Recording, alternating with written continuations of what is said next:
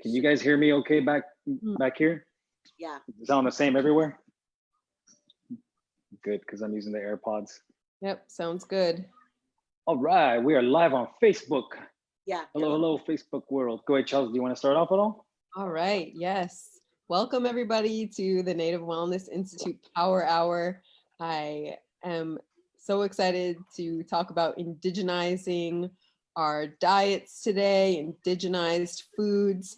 And Aloe and I are coming to you live from North Dakota, where we're visiting my family, and Thosh is with his baby Melon there in Arizona in our home.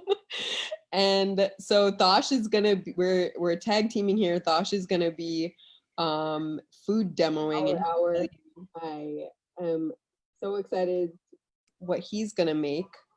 And I will be helping to answer questions and just continuing to facilitate the discussion more about ancestral food and ancestral eating. So thank you all for joining us today. We're so excited. Yeah, thank you everyone for joining us. We'll just take a little moment, let people jump on. Welcome to Native Wellness Institute's Power Hour. I believe we are at several weeks that we've been bringing power hours to Native country every day at Pacific Standard Time, noon, for the past, I believe, 20 weeks or so. And so we want to thank everyone for continuing to jump on and participate and support, and thank all of the people that have given their time to come on and share their gifts. But we wanted to start off with today to give thanks for our life that we have, give thanks for our heart, our mind, our body, give thanks for our spirit that we've been given. Give thanks to Mother Earth for letting us walk upon her. And we give thanks to the sunlight that comes in, that brings light to us. We give thanks to all the air around us that brings life. And we give thanks to all the shudag, the water. We give thanks to the haichutuk, the food that we all have today. We give thanks for them and that they have brought nourishment to us no matter what kind of food it is or where it's from. We give thanks to that and give thanks to all of our ancestors who walk with us and guide us through this everyday life as we live as Native people. And with all the strength that all of us have, all of us people who are healthy and well, with all the strength that we have in our hearts, I want to encourage everyone to send that love in the various directions to all of our relatives out there in Native country who could use some uplifting.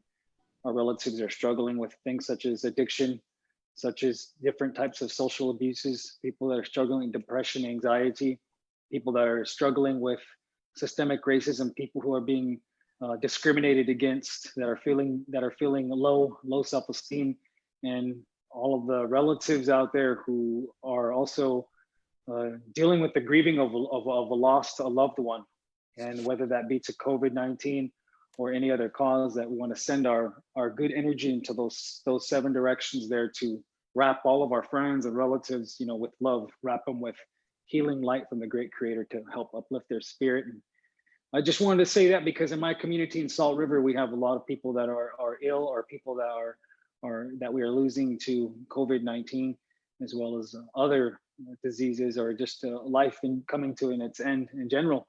And it's unfortunate that many people are not able to be there. So we wanted to start off this show and just acknowledge that and put that out there and let people know that we're grateful for our health today.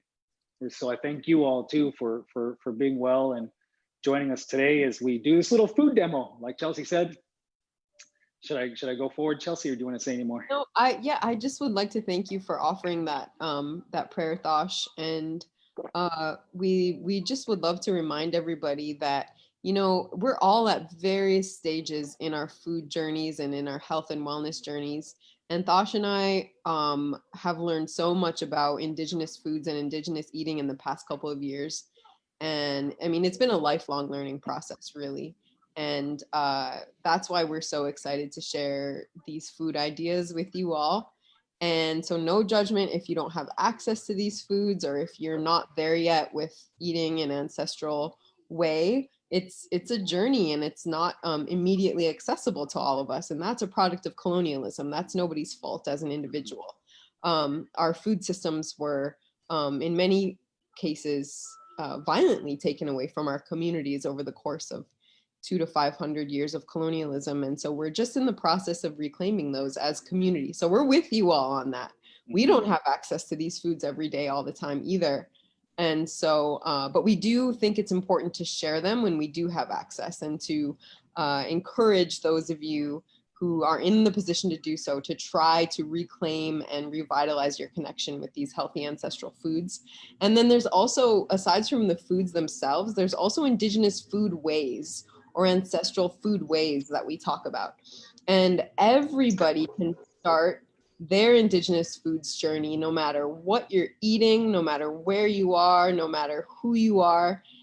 We can start with gratitude. And so what Thosh just did in the beginning there is an example of giving thanks for our food. And this is something that we can do every time we eat. And that is reclaiming ancestral health. That is a big component. So I just wanted to empower you all by sharing that. You know, no matter what you're eating today, we can all start with giving thanks. So Thosh, you can take it.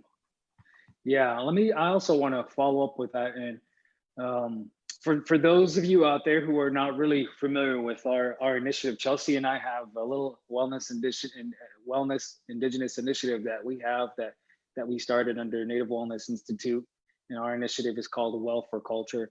And you may have seen some of our previous live episodes here, or maybe some of our other webinars or in-person trainings where we've done a little training on our wellness model, the 7 circles of wellness. And well, one of those circles is food, and food ties to all different aspects of our culture. It's always been like that for ancestral people, indigenous people. Food was really at the center of their culture. Everything that they were doing pre-industrial days, even in post-colonial, pre-industrial, in my community as recently as the 60s, people were busy all day doing something that had to do with producing food, because this was before the era of grocery stores, before the era of restaurants that were accessible. So food was always at the center of our people's culture. All of our giving of thanks ceremonies, songs, all that kind of stuff, a lot of times were in place because of the food that had provided sustenance for our people. And so it's really important. And like Chelsey said, that even if we don't have access to our ancestral land or our ancestral foods, or maybe we don't have access to the knowledge, you can still eat with indigenous values. And we'll share a little bit more again about what that is. And Chelsey briefly mentioned that. But here, what we wanted to share is indigenous eating. We refrain from the word diet. Diet kind of has a negative stigma to it for a lot of people. I ask people everywhere we go, what do you think of when you hear diet? And people always say, oh, it makes me think of being miserable. It makes me think of being hungry and being restricted. Eating only salads, people think that. People think that they need to stop eating meat to be healthy. All these notions that have been placed upon us by dominant society, a lot of notions and ideas that don't have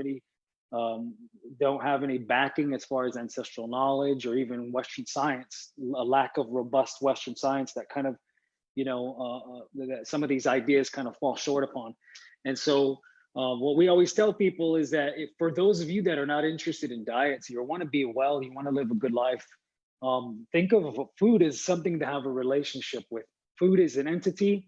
It's a live thing. It's a living thing. All of our different foods have a spirit, and we can connect with that spirit there, whether we plant it, whether we go out and foraged it, or whether we go out and hunted or fished.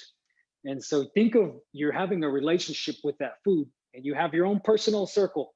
That's your circle, your food circle.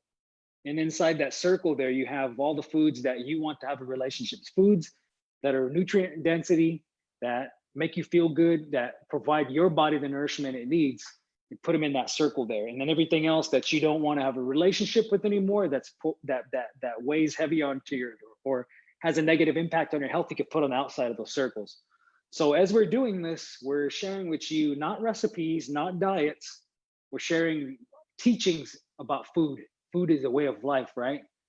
Food is a way of life for no matter where you're from, as a Native person, or even as if you're from somewhere else in the world.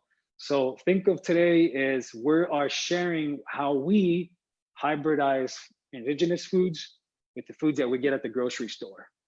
And you might recollect if you saw our trainings before, we said that there's 7 things that you can do to strengthen your relationship to food. The first one, of course, is the mother's milk, breastfeeding. is foraging for your food, harvesting for food, gardening, cooking, hunting, and continuing to give thanks. So that's what we do in our little household. We do all of those things to make our family's personal food culture. We have our own food culture that we do. I always tell people, indigenous food will vary even between, like, you got many families living in one community. And in pre-colonial times, that whole little cluster of villages, they may have all kind of eaten the same way because of the way our culture was then. But in a post-colonial era where we have different social, political demographics, even one community, ancestral indigenous eating is going to be different for each and every one of those families. Chelsea, do you have something that you wanted to say on that? Oh yes, I'm not sure if you mentioned shopping smart at the grocery store. Did you say that one? It. I didn't hear that one. No, I Yes. didn't. I missed that one. I swapped it out. Right.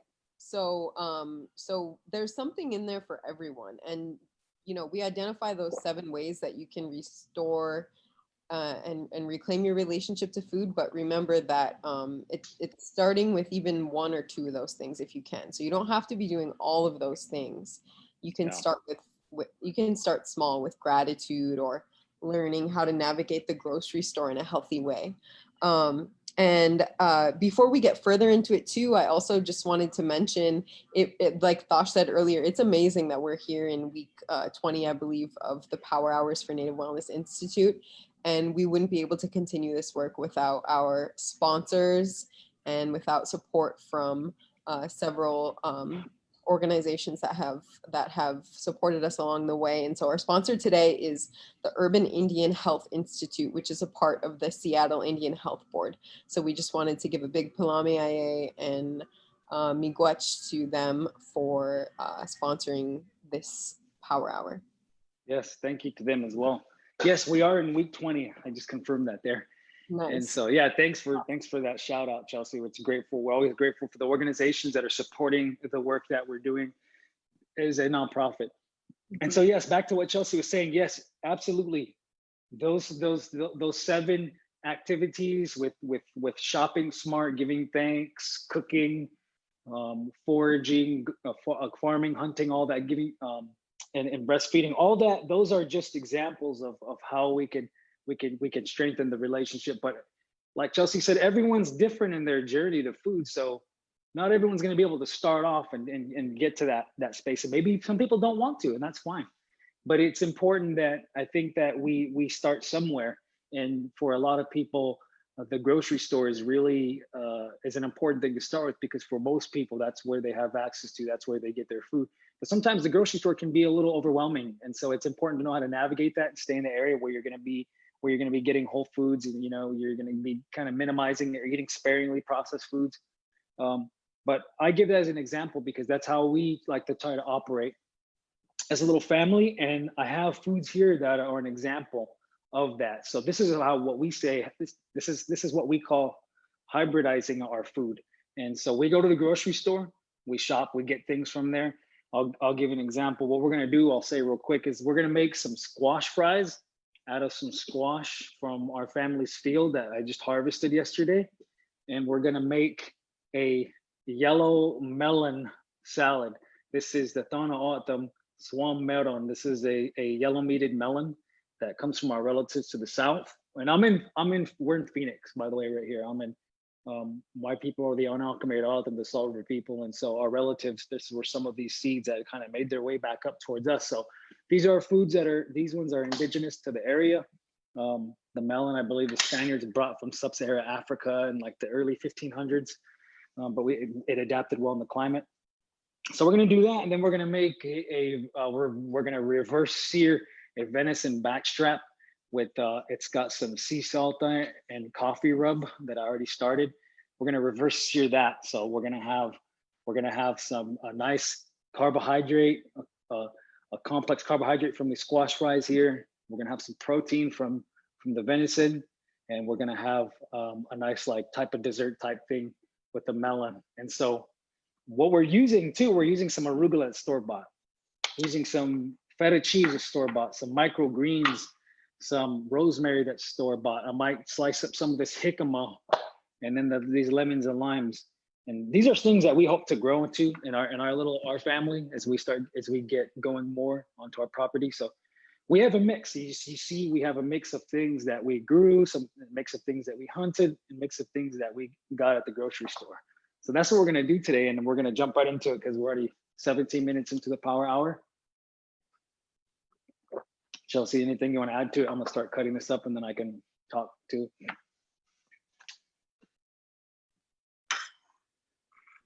Yeah, I love that, Thosh, how you're sharing, you know, that it's always a mix for us, almost always, of foods that we get, foods and seasonings that we get from the grocery store, and then also stuff that Thosh has harvested there and grown from the field in Thosh's family's land on the Salt River Reservation. And so again, that's, you know, it's totally okay to do that. And we just feel so fortunate every single time that we get to eat our ancestral foods, because it's not something that we necessarily grew up having on the table every single day. And so it feels like a real honor and a real privilege whenever we get to do that. And I wish I could be, especially that, oh my gosh, that melon sounds so good to me right now. Oh man, I wish you were here. Well, I'm saving some for when you guys come back. Yeah, I'm saving it for when you guys get here. Yeah. I have some more. We have plenty more from our field. Yes. So yesterday we had harvested. We did the first initial large harvest of our hard. This is how we say in our language, hard for multiple ones.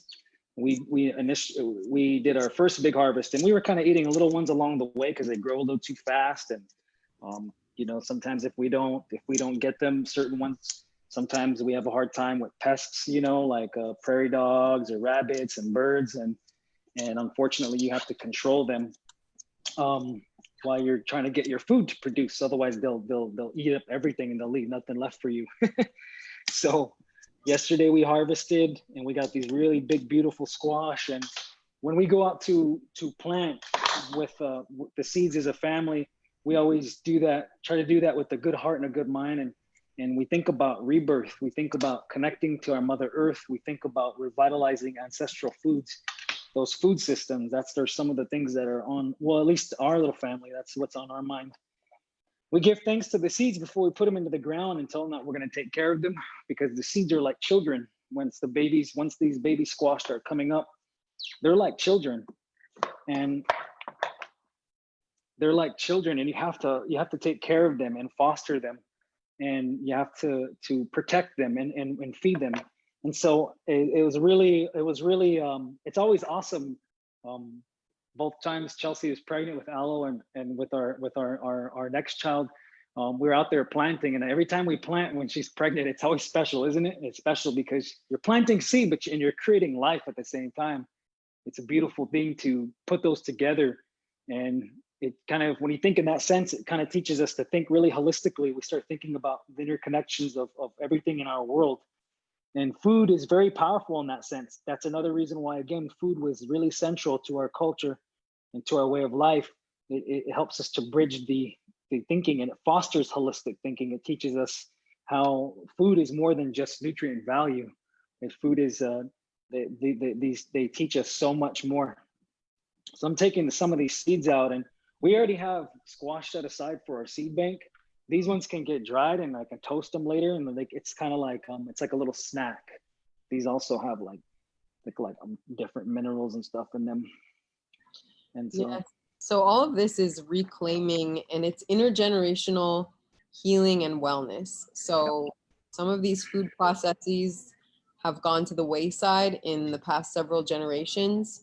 And so, you know, it's our responsibility now to reclaim these wherever we can.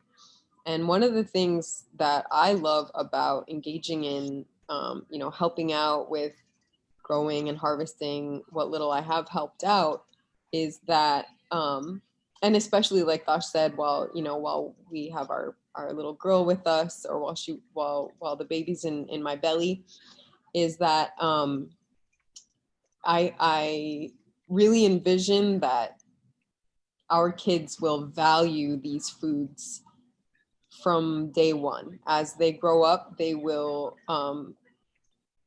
recognize the importance of these foods because of the fact that we're giving the thanks and we're singing the songs and showing the foods the respect that is required.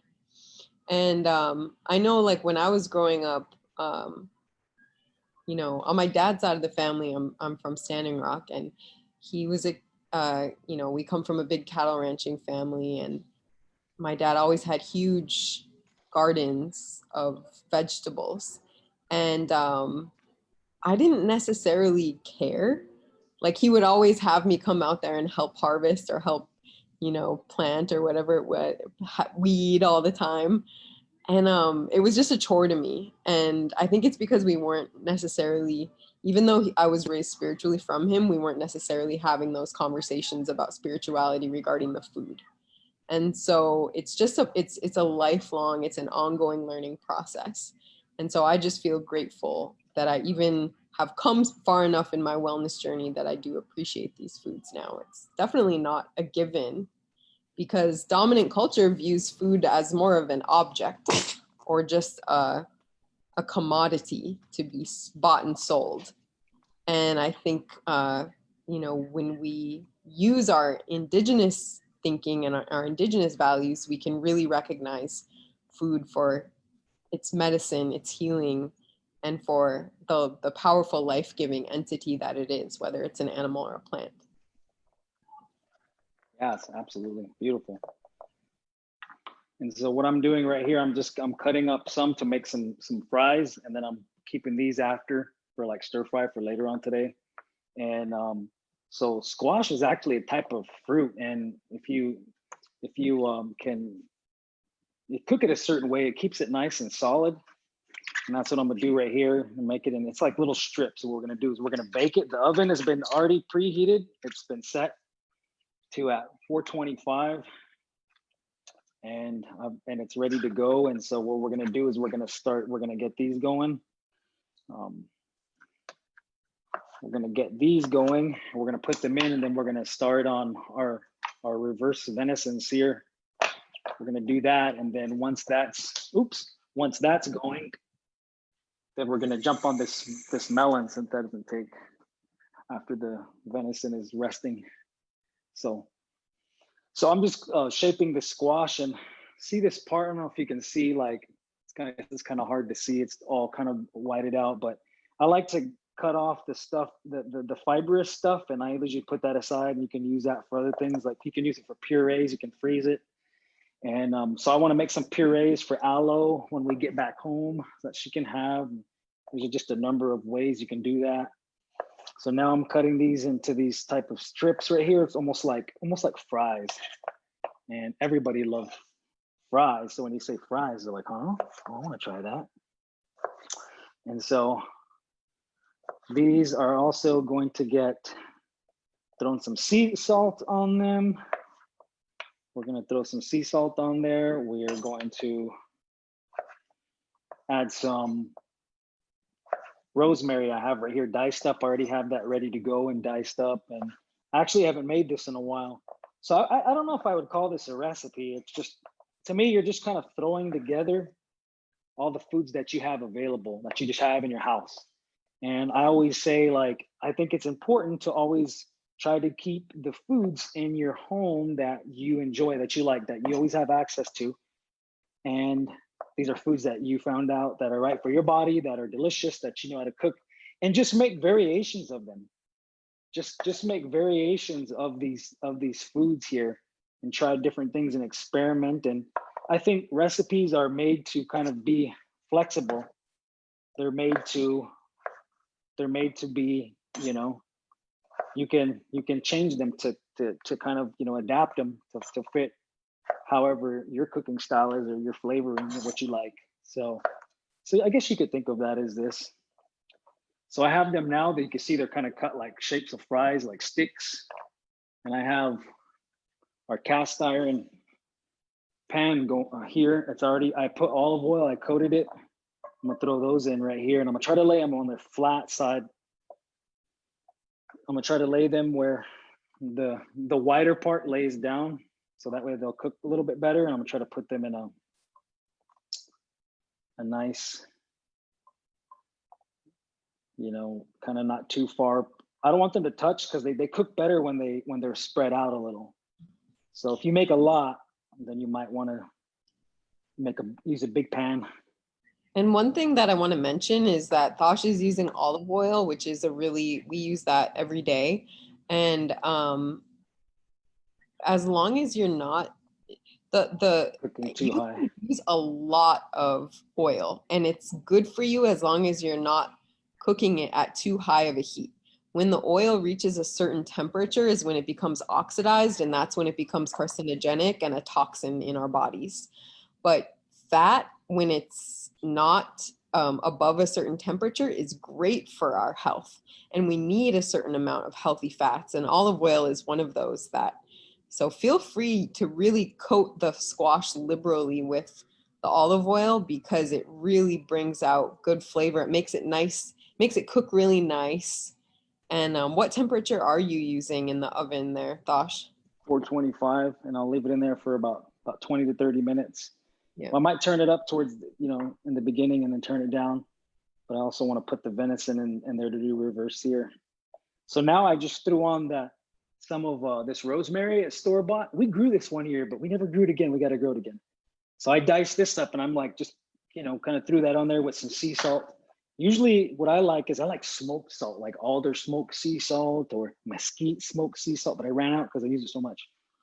So let's put that in here. That's at 425. I'm actually going to go ahead and bump it up to 450 there, and it's going to let it sit in there for the next, about 30 minutes. So we'll pull it out right after.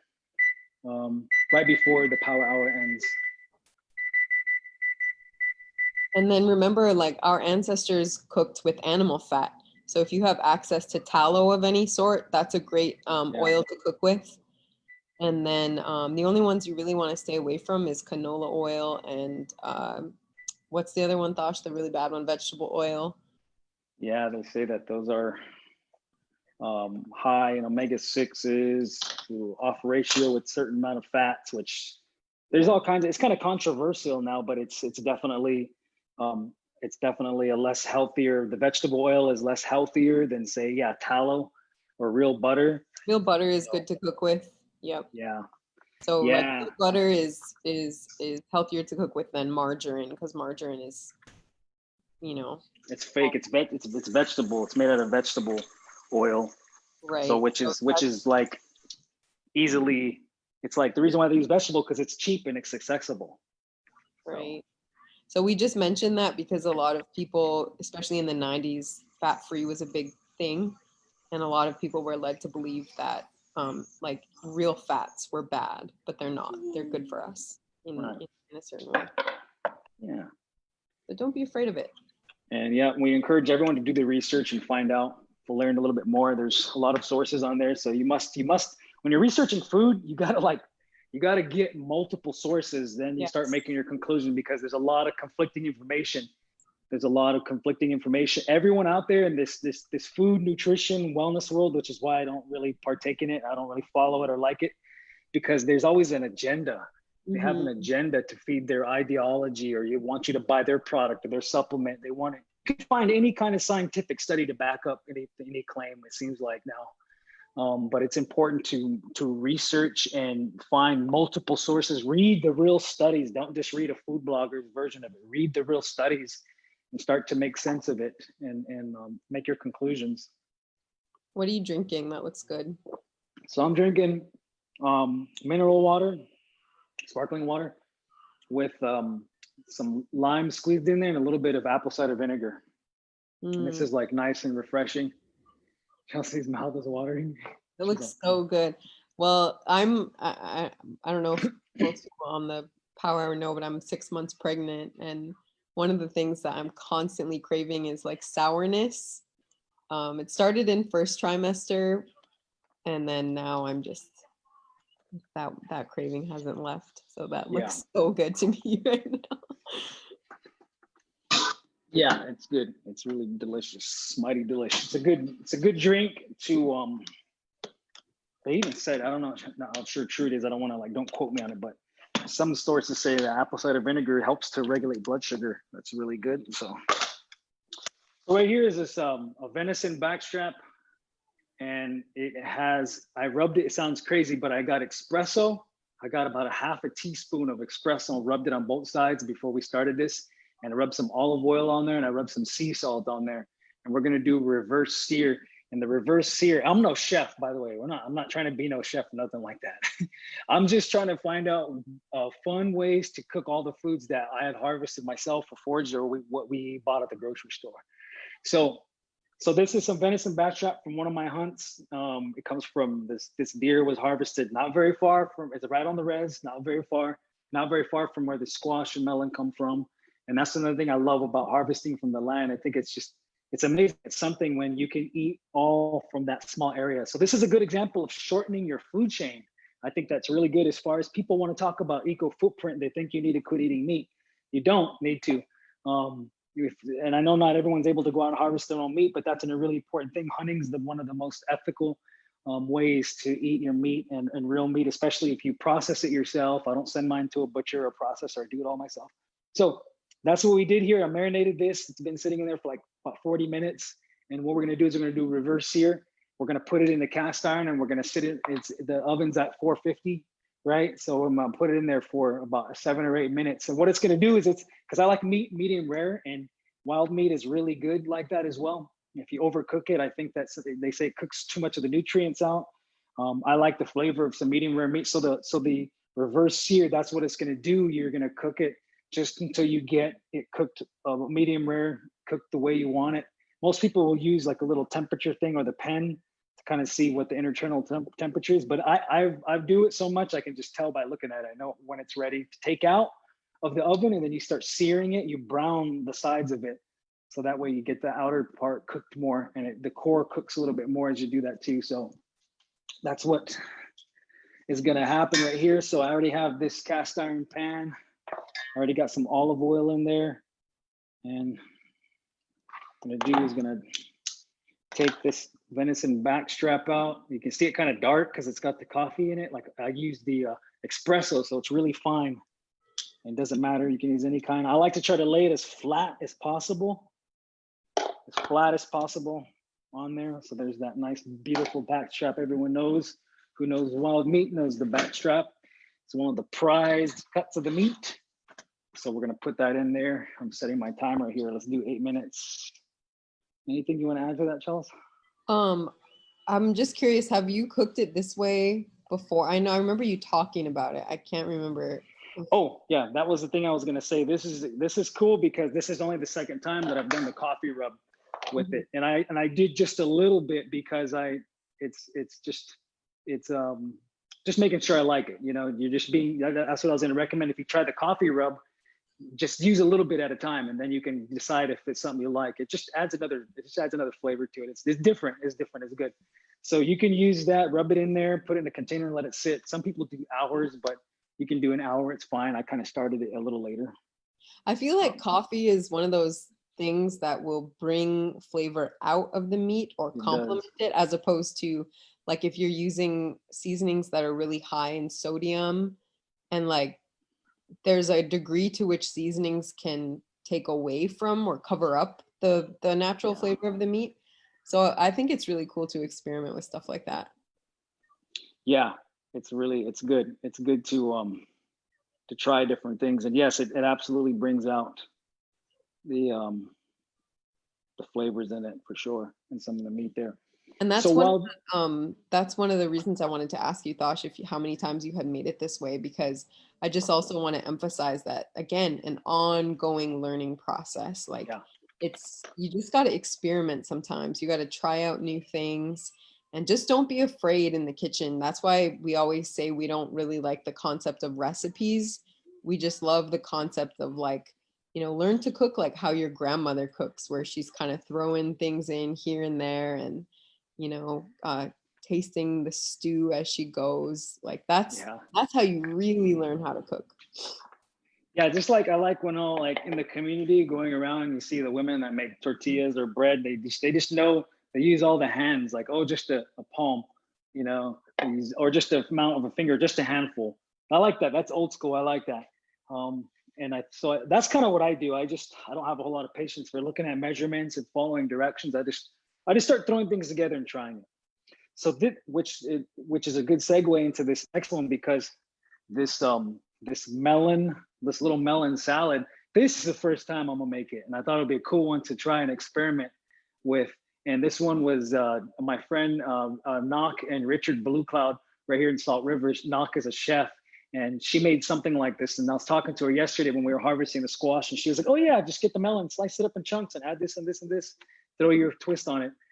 And I never had watermelon in this type of salad, so I'm gonna do that here. What we're gonna use is we're gonna use the yellow meated melon. We're gonna cut it up into squares, and then what we're gonna do is we're gonna also add a jicama. And this is a jicama. This actually comes from like Central America, Mexico, and usually I don't like to get a lot of imported foods. I try to reduce how much imported foods I buy. I like to try to get as local as we can, but it's nice to be able to get, enjoy things from other places. It's all about taking steps. So I got a jicama, and I'm gonna dice up a jicama. And anyone who's never had a jicama, it's like a apple mixed with the potato. And so I like that. And this one's got a nice sweet flavor to it. Then what we're gonna do is we're gonna squeeze some lemon and some lime, and then we're gonna top it with some microgreens and some feta cheese, and then we're gonna sprinkle some chili flakes on there and some red pepper and a little bit of sea salt, and it's gonna be awesome. So let's give that a shot. I feel like I got a cooking show here or something. I always tell Thosh he needs to do a cooking show, but he's not ever. Look at that idea. Yeah, I only get to do it if I get to do it in the bridge. Look at that yellow! Wow. Look at that yellow. I'm not sure if you can see it. It looks a little blown out on the screen. It's a beautiful yellow meated yellow meated melon. Yummy. Aloe, can you say yummy? Aloe helped plant these. Remember, she always plants the first one. Yep.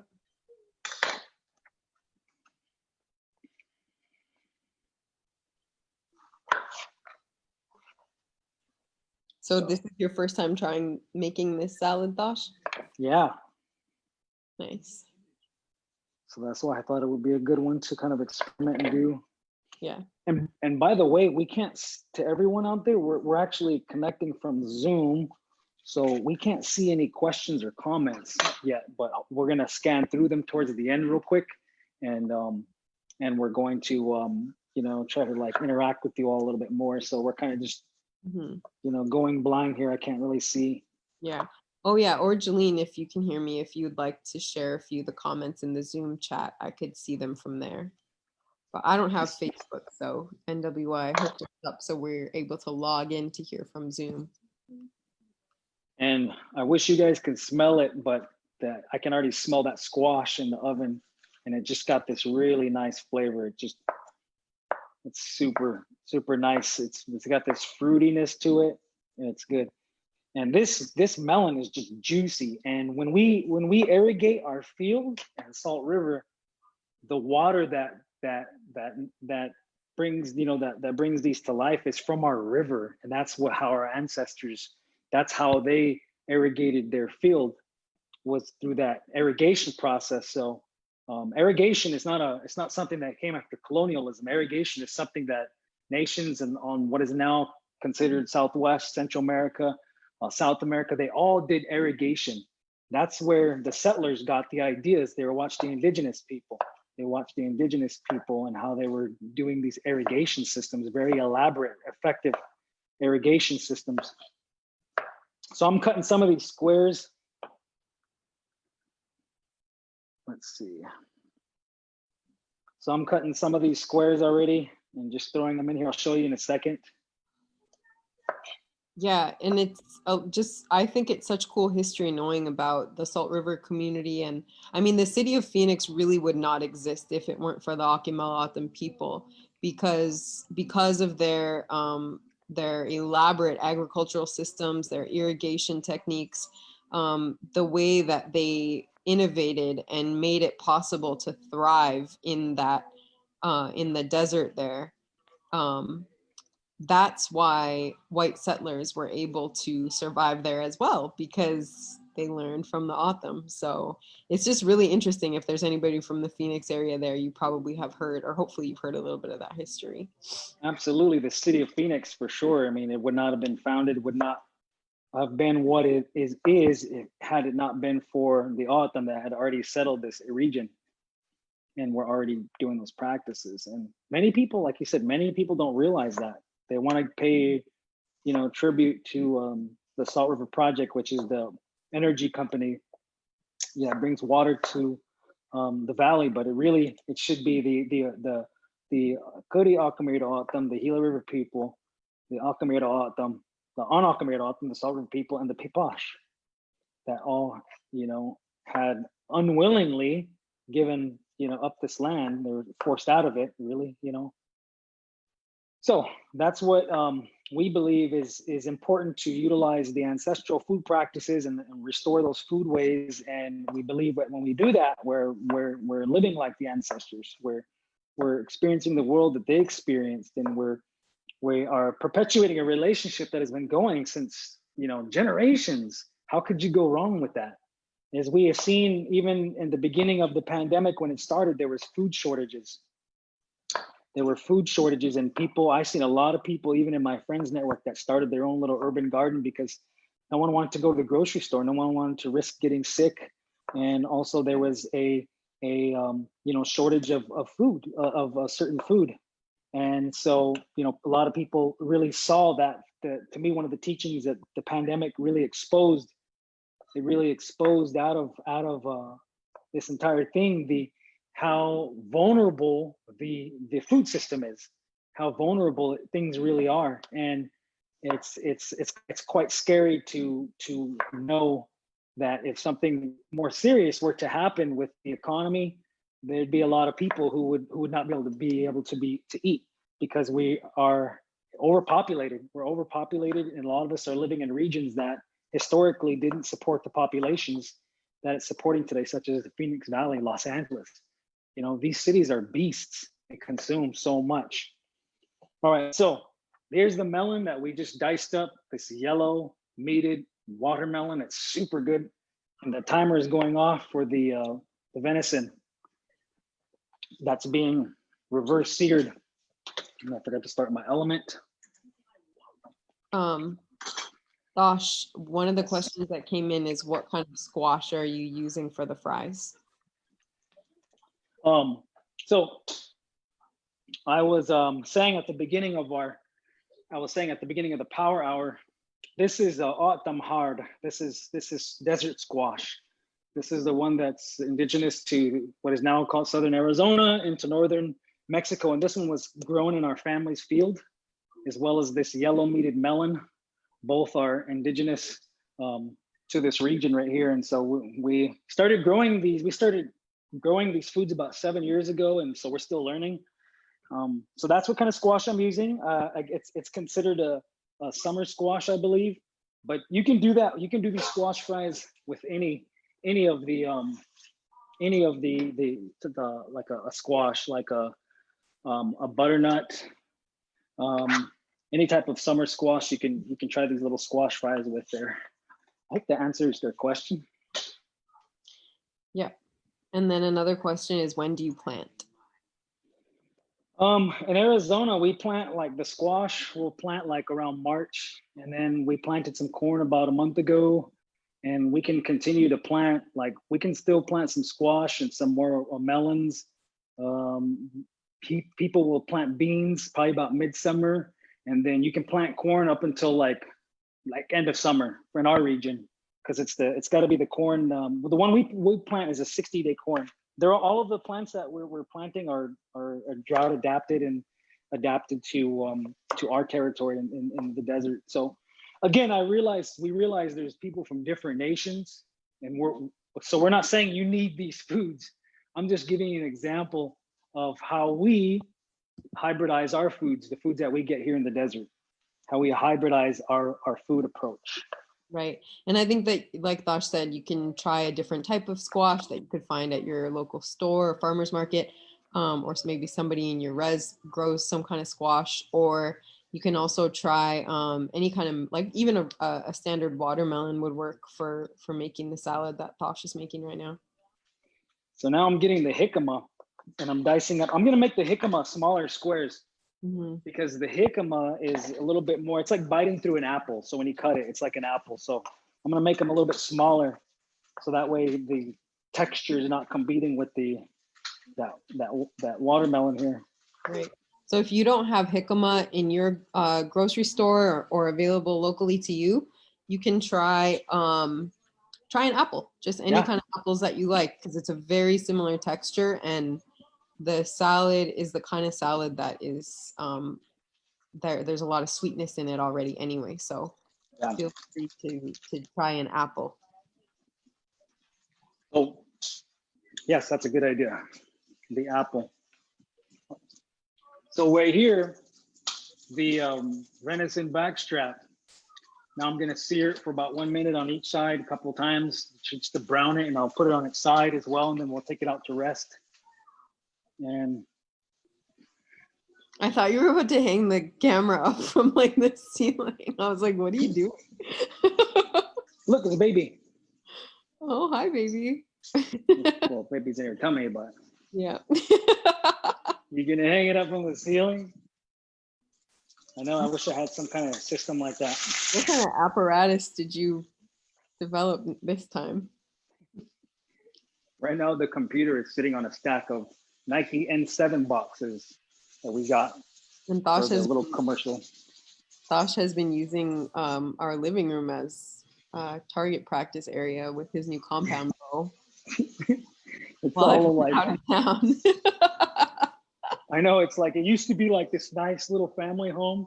Now we just got like rifles and bows back there. Oh my God, what happened to our furniture? I sold it.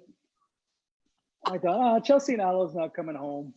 Hey, they're gonna try to stay in North Dakota where it's cold. No. So I'm just gonna turn the place into this like man cave type thing. Oh man. So now I'm just browning the outside of that venison backstrap. Now I'm setting it on its side, and I'm cooking like the temperature you can see.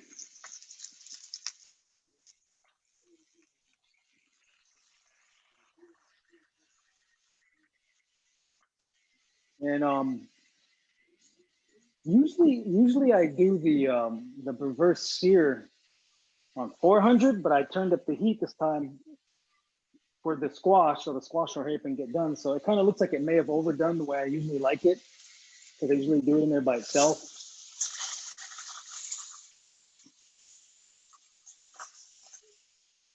The squash, let's see how that's looking there. Just about getting there. Oh, and then I forgot the squash, I usually turn it about like halfway through. Oops. Yeah, I'm not used to it. Oh, they'll be okay. And just a time check, Thosh, you got 10 minutes left. 10 minutes? It seems like you're on good time. Yes, we might go over 5 minutes if you guys are okay with staying. Ask your boss if it's okay. 5 minutes over while you watch me eat this delicious food. And Jolene says on our end, it's okay to go over time a little bit. So yeah. Yeah, you got to do the taste test. That's the best part of watching any cooking show. You got to see the taste test, and then the chef can let you know what it's like.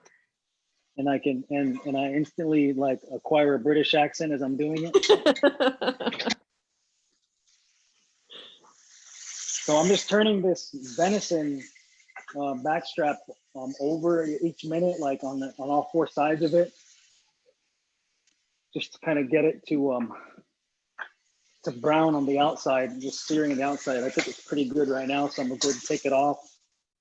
And again, I don't like to do a lot of seasonings and stuff, because you know, I like the wild meat for its flavor. Same thing with like the squash, same thing with like indigenous heirloom corn. Like I like the flavor for what it is, so I don't think to mask it too much. But like I said, some sea salt, and sometimes what I'll do while it's searing, I'll just add maybe like a pepper on there. But yeah, let's see how this coffee rub and sea salt, olive oil did on there.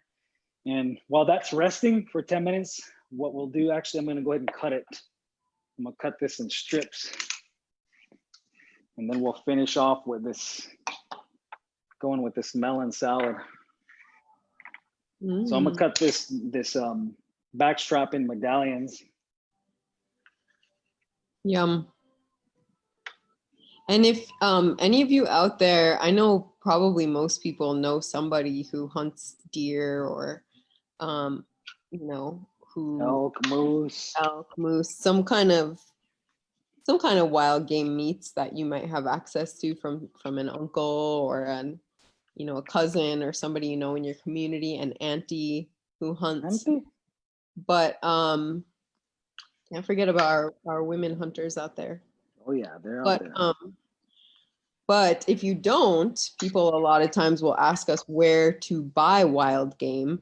And if you are in the Phoenix area, or I don't know how many places where Sprouts is, but like Sprouts Farmers Market grocery store, they always have wild game. Whole Foods, a lot of grocery stores nowadays, you'd be surprised, even like Safeway sometimes, and the bigger chains like that, they'll carry it. Or you can always go, most towns have like some kind of a butcher shop or a meat shop where they'll have maybe bison or something like that. And then there's a company online called the Honest Bison Company. They have all kinds of wild game. And then Wild Idea, and we've done some research into them and their ethics, and they seem to be pretty good companies with good ethics. So yeah, and that's a big, like, that's a tough topic too. Oh, by the way, look how nice and rare that meat is, medium rare. You can kind of see it there. When you cut it and let it rest, and you start to see it emerge. And so they'll let that rest there. But yeah, the getting wild meat like from the store, usually it comes from like, most of the time it comes from like a farm. So there's like some controversy too with that, but it's better, to me, it's still better, I think, you know, than maybe industrial agricultural produced meat. That's a big topic in itself. And I will say that there's a lot of misinformation even on agriculturally produced meat, and it's you know, there's a lot in that. So that's another subject for sure. But I think that, yeah, if you can even find like you said, Whole Foods and Sprouts, they have like elk, they have venison, they got bison, and that's from a source that it's there. And then you can also find good sources, like she said, that Wild Idea is a really good source as well, but it's expensive in some ways. So I think like it just depends on what you're willing to spend. And we order from Wild Idea once in a while, and we like to, you know, it's like a treat for us to order a bison heart or something, you know. So it's worth it for us. So we're letting that meat there rest, and let's finish with this squash salad there. So that's all we're using is the yellow meated melon from our field, and some jicama, and then let's see, what did I have? Oh, mint. That's what I'm gonna do. I'm gonna dice up this mint really quick. Dice up some of this mint right here. These are all the things that I want to grow, Chelsey, when we get our little house there on my land. Just grow little stuff like this, so we don't gotta from the store now. Things like this are fairly easy to grow from what I hear. I'm just sprinkling it on there. Again, I'm no chef, but it's fun to experiment, and you don't always need a recipe to cook. But if you do want indigenous recipes, look at the sous chef's recipe book, Sean Sherman. That's an amazing book, beautifully shot too. There's a lot of recipe books out there. We don't need to make them. People always say, when are you gonna make a recipe book?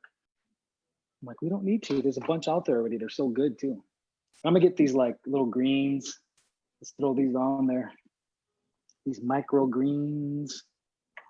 What kind of microgreens are they? These are kale microgreens. So it's kind of hard to see. It's being a little blown out. Let me turn this light down a little bit.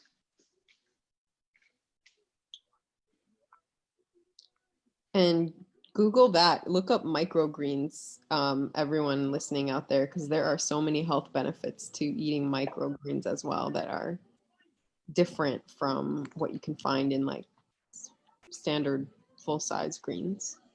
Yeah, and apparently they're easy to grow. Yeah. I'm keeping the seeds from our watermelon, so we always do that, so we have abundance on stand by. Have your seed bank. Keep your seeds. Seeds are like money, for sure.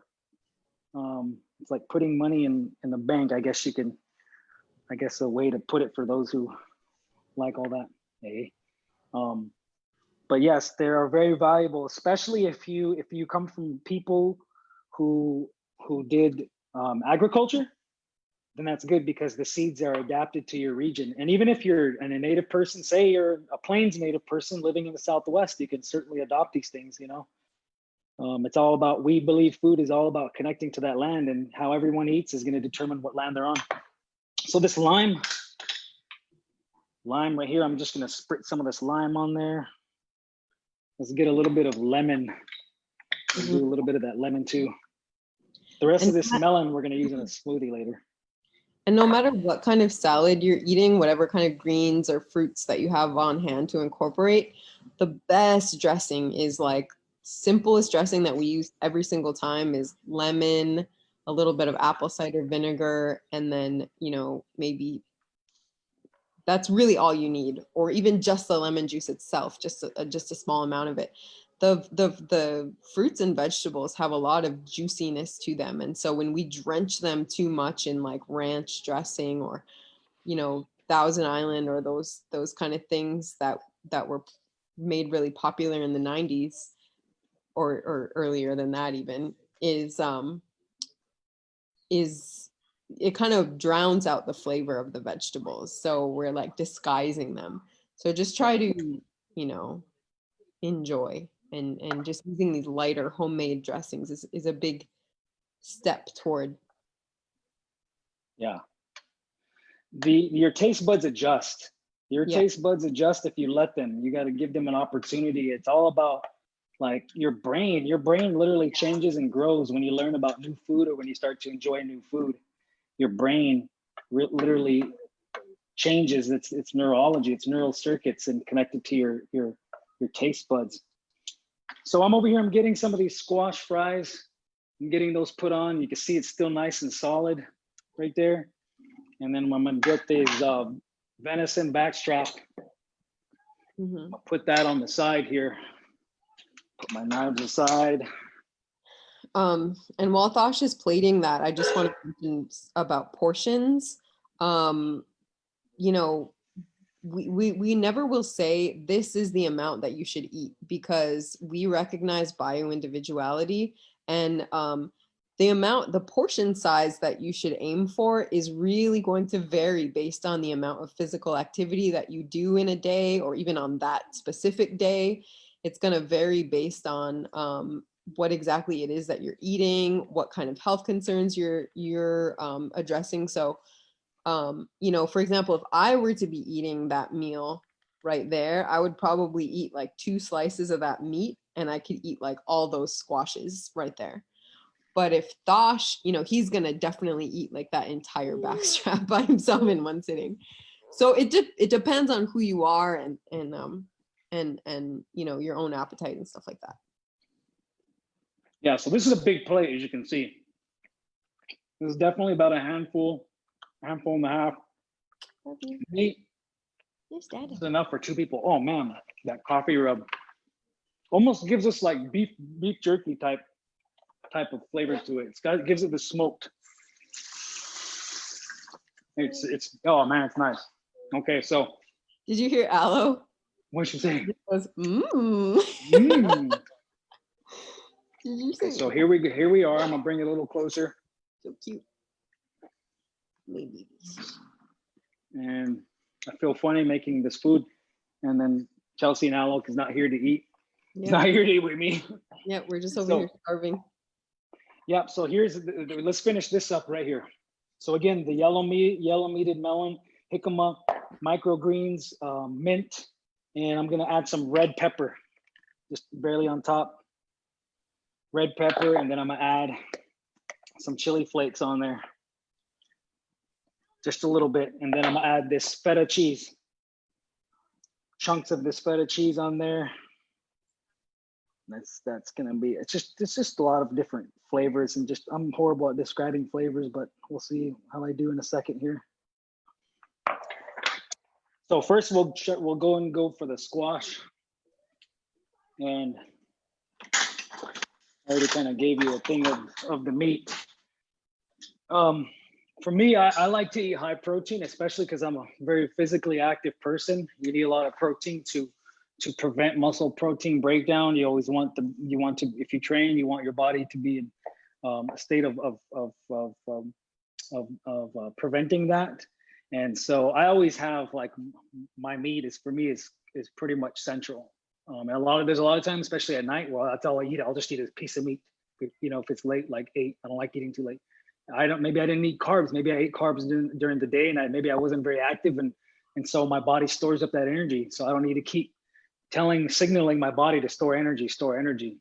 So that's what I'll do. Meat's always central for me. I need that protein. And then here's the squash is a good source of carbs. So again, here's the autumn had, the desert squash from that we grew in our family's field, some sea salt on there, and some rosemary. So yeah, see, they still stay together like fries. It's different. It's like eating a fry, especially if you don't add too much oil, so you can keep it dry. That's delicious there. And the meat is just, it's awesome. It's amazing. So let's go over to this little salad. This watermelon, this yellow meated watermelon salad here. Whoa. That's nice with the yellow pepper and the mint. I mean, the red pepper and the mint. Contrasting with that, this refreshingness of the squash. Wow.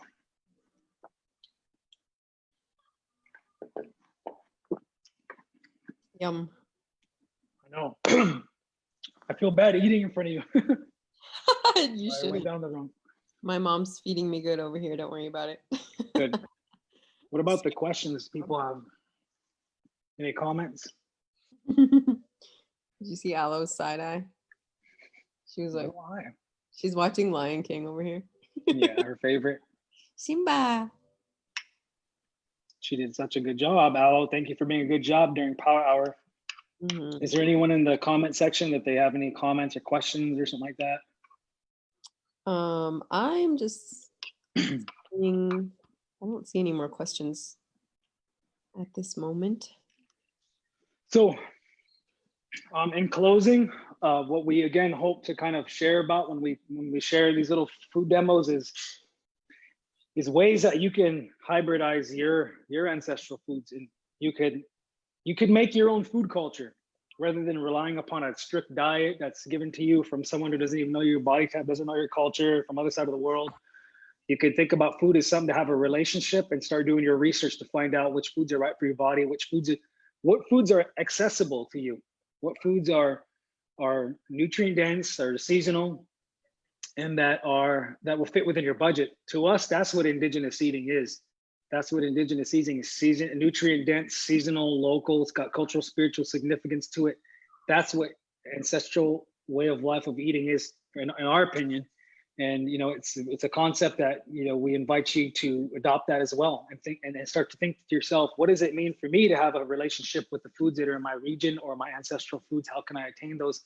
It's going to be very different for everybody. So we just wanted to share here ways you can hybridize, harvest what you can, forage what you can, hunt, fish what you can, and go to the grocery store, go to the farmers markets, trade for services with people who do have access to these foods.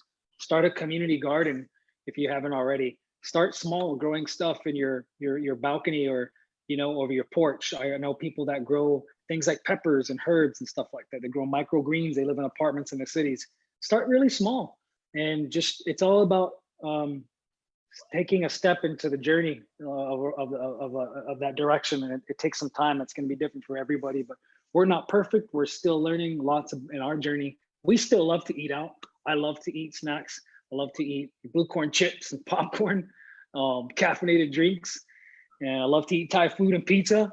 And you can still have all that. But the thing is that for us, it's something that, for me at least, it's something I try to make it very, a couple times a month, once a month maybe. Make sure you're being very active and exercising and eating a lot of whole, real nutrient-dense foods as much as you can throughout the week. And then you really enjoy it when you eat that pizza. You really enjoy it. You're like, oh, that's good. Okay, I'm good now. So that's all I have to say about that. Yes, thank you all so much for joining us today. And remember that you can find more cooking tutorials and stuff that we've done on the Native Wellness Power Hours on the Native Wellness YouTube channel, and then a ton of other great Indigenous health content. So thank you all for being with us today, and thanks for cooking for us, Thosh. Yes, thank you all for joining us. We'll see you again.